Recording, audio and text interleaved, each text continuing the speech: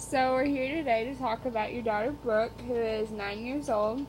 So I just have a few questions for you. The first questions we're going to talk about is her behaviors, and so I'm going to ask you, what kind of behavior does she do? How does she do it? How often she does it? How long she lasts? And the intensity of the behavior. So what would you say her behaviors are? She slaps the desk, and she'll do that with an open hand repetitively, and she'll do that about twice a day for about 5 to 10 seconds each time, and it's fairly moderate and not damaging to anything. She repeats movie quotes. She'll have one line that she'll say repetitively from a movie, and she'll do that for about 4 times a week for about 10 to 15 seconds each time, and it's just mild. She also rubs her hands together.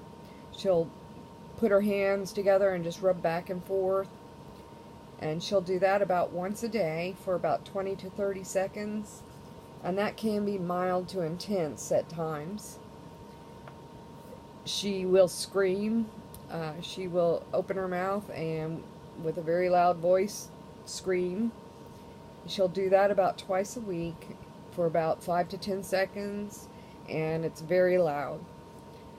She will destroy her homework.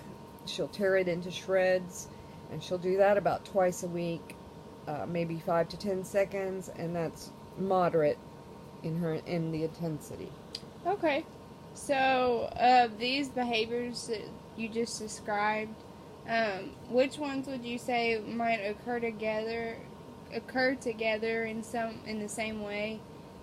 Do they occur about the same time, or in a chain? When she's doing work that's more challenging, she will start with rubbing her hands, and as it progresses, she'll start destroying her homework. And those two can occur together occasionally. Okay. So, is she on any medications right now? No, she's not. Okay. Does she have any medical or physical conditions like asthma or allergies that might affect her behavior? No. So, describe her sleep patterns and how, her schedule for the night. She has a very strict sleep schedule and sleeps 9 hours each night. If her schedule is disturbed, she does act out more the next day. Can you also describe her eating routines and kind of what her diet is and anything that you think may affect her behavior? She generally eats 3 meals a day and has 2 snacks a day. We do limit her sweets, and she tends to be a very picky eater. Alright. So the next part, we're just going to kind of talk about her daily schedule. So I'll give you each hour and just kind of tell me what she does and if she enjoys it or if you tend to have problems. So typically, what does she do at 6 a.m.? She showers and gets dressed, and she does enjoy that. And then 7 a.m.? She eats breakfast and then goes to school, and she does enjoy that. Does she, at 8 o'clock, I know that's when she usually gets to school here, so does she have any problems with that? Yes, she does have problems when she gets to school. Alright. And then, do you know her schedule during school? Yes, I do. So, what does she do at 9? She has science, and she enjoys science. And 10 o'clock? She has reading, which can be a problem. Alright. And then, what does she do at 11? At 11, she has PE, and she enjoys that. And then, at noon, I know they eat lunch in the cafeteria and then go to recess. Does she enjoy that, or does she have problems? She does have problems with that. Okay. And then 1 o'clock? She has math, and she enjoys math. And 2? She has speech and other training for her behaviors, and she does have problems with that. And then at 3 o'clock, I know they leave. So does she enjoy leaving, or do you typically have problems getting her to come home? She enjoys coming home. And then what does she do after that at 4 and 5? She'll have a snack and usually listen to music, and she does enjoy that. And at 5, what does she do? She has chores and works on her homework, and that can be a problem at times. And then 6 o'clock? We have dinner, and she enjoys that. 7 o'clock? She watches TV and relaxes, and she enjoys that. And then 8 o'clock? She'll have a small snack, and then she starts getting ready for bed, and she does enjoy that. And 9 o'clock? And that's when she goes to bed, and she does enjoy that. Alright. Then to what extent are the activities on her schedule, are they predictable for her? Or does she know when it occurs and with whom and for how long usually? Yes, she has a very predictable schedule, and because there's a strict schedule as well as verbal reminders, both the teachers and us as parents, we try to stick to her schedule every day to keep it predictable. Okay. And then how does she usually get to make her own choices about stuff, and how much is she able to do that? She doesn't make a lot of choices, except with her leisure activities, such as what music she wants to listen to, or what show she wants to watch on TV. She can also choose her own clothes, but that's also done with supervision. Okay. Do you know how many students there are in her regular classroom? In her regular classrooms, there are 18 students and a teacher and an aide. At home, we have 2 parents, and she has 2 siblings. And the noise doesn't bother her unless she's in big crowds. Okay. So, do you believe, just being on the outside of school as a parent's perspective, do you believe she has enough staffing support at home and school? And then, do you know what those staffing people are? She does have an individual aide at school, and at home there's a lot of parental support. They're both very helpful to control problem behaviors, and she does like the attention. Alright. And then we're going to move on to the next portion, which is going to kind of describe her behaviors, when they're likely and not likely to occur, and things like that. So, during what time of day do her behaviors most likely happen? When she's getting to school, and when she's reading, and at lunch.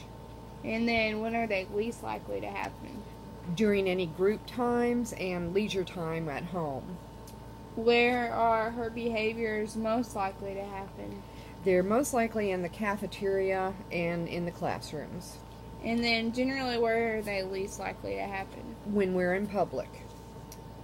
Who are her behaviors most likely to happen with? Most likely to happen with both her parents and the teachers. And then least likely? With her siblings. What activities does she do that are more likely to produce these behaviors? The one where she's challenged with reading and with history. And where are they least likely? When she's listening to music. Are there any particular events that we haven't talked about or listed above that seem to set off her behaviors? If she has repeated reminders of her schedule that she already knows, that will sometimes set her off. Okay. And then what's one thing that you could do that would most likely make these behaviors happen? If you ask her to read out loud. Okay. And then what will she do if you ask her to perform a difficult task? She will most likely rub her hands together, and if If it continues, then she may yell.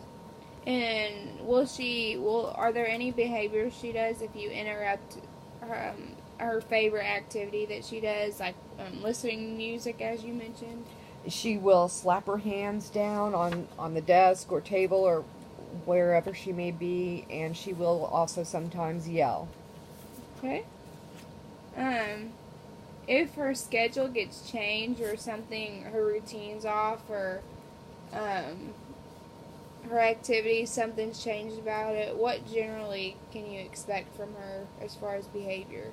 It's usually not a problem as long as she's informed about it before it happens.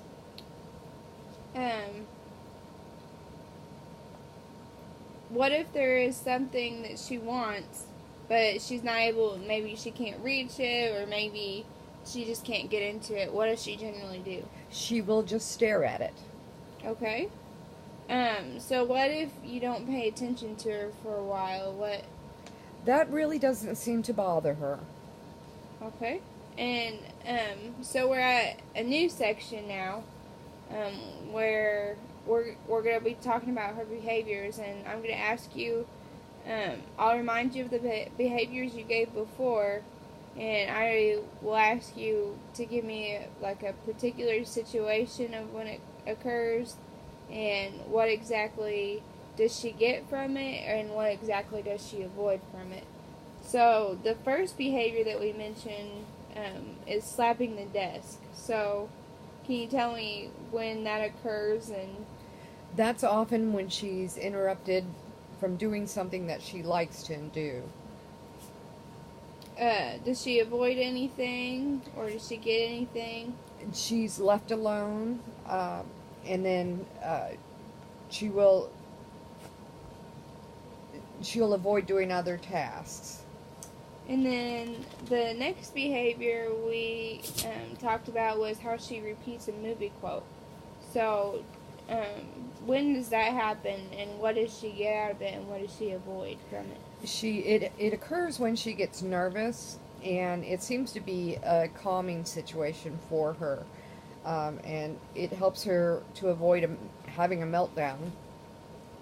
Alright, and the next one we said was when she rubs her hands together. So when exactly does that happen, and what does she get and avoid from doing that? That usually occurs when she's performing something that's difficult, some type of difficult task, and it seems to be a way that she calms and comforts herself. And it may actually prevent her from going into more extreme behavior. Okay, so it's like a trigger for her. So, and then the next one we talked about is screaming. That's when she doesn't get her way, and sometimes she does get her way. Okay. So, the last one we talked about was her ruining her homework. She will do that when she's feeling overwhelmed and it's too difficult for her to do. And sometimes she gets help with that. Alright. So, on these same behaviors that we talked about, on a scale from 1 to 5, we're going to rate what you think the efficiency is, or the physical effort being required that she's using to perform these tasks. 1 being a low efficiency, and 5 being a high efficiency. So what would you say her slapping the desk would be at? That would be a 4. And then what about her repeating movie quotes? I would put that at about 2. Okay, and then when she rubs her hands together? That's generally about a 2. And then what would you say screaming would be at? That's definitely a 5. And then the last one, destroying homework. I would put that about 3. Okay, and then we're going to kind of talk about next it's still about her behaviors, but just more in depth of them. So what socially appropriate behavior or skills can the person already perform that may generate the same outcomes or reinforcers produced by the problem behavior?